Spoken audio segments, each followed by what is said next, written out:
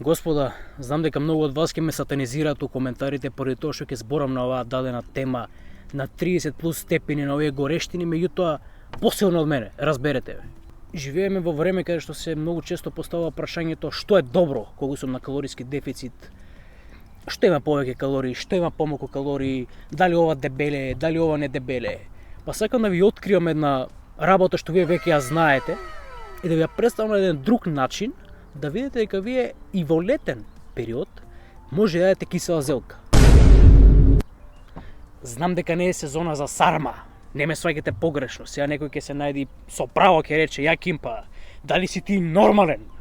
Ќе ти јадам јас сарма на 40 степени да паднам у несвес. Меѓутоа зборам за кисела зелка во форма на салата. Има многу мал број на калории. Имаш витамин С, имаш влакна и што е најбитно, имаш пробиотици, што значи дека таа многу добро ќе се вклопи како салата во вашиот оброк. Замислете го вкусот на една ладна зелка, кисела, после напорен работен ден.